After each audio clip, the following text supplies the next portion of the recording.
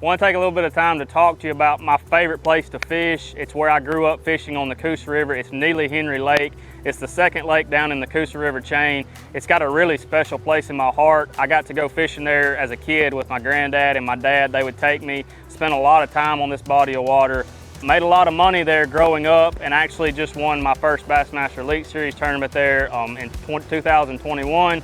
So it's obviously always going to hold a special place in my heart for sure. It's got a lot of bass in it, a lot of fish to catch. It actually has spotted bass and largemouth in it. To start out with, I would say if I'm in a tournament situation, I'm going to try and target the largemouth because I feel like they're just on an average bigger.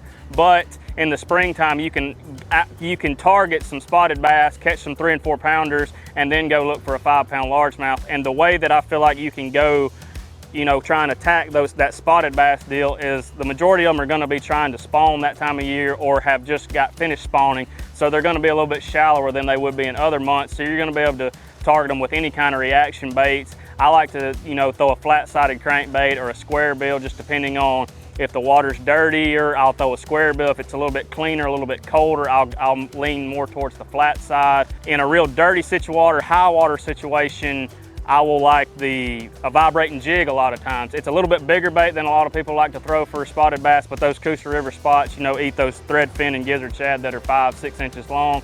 So I feel like that bait's a good deal to focus on a little bit better quality size spotted bass. From a line standpoint, I like to use Sunline Sniper FC 12-pound for the crankbait, anything cranking, 18-pound a lot of time for the vibrating jig, just because I like to put in a little bit more gnarlier places. To flip 180 degrees, if I was gonna, let's say I caught a good limit of spotted bass or something in a tournament and I wanna go try and focus on catching a kicker, that's when I'm gonna switch gears and focus on largemouth. Majority of the time, the same as a spotted bass, springtime, everybody knows they're gonna be spawning, and they get very territorial, those big, the largemouth do, and that would be the females or the bigger largemouth. So that's the ones I'm gonna be trying to focus on, and kind of just trying to get reaction bites from them is how I've had most success catching the bigger ones that time of year. Technique I'm gonna use 99% of the time is swimming a jig. The famous Alabama shake is what really helped me win that Elite in 2021.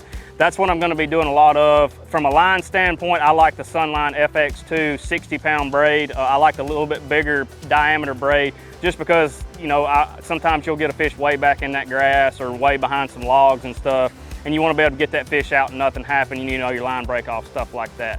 So from a winning strategy standpoint, that's how I like to do it. I like to, try and catch some spotted bass to begin with and then go for a kicker. That will be my winning strategy in the springtime on Neely Henry.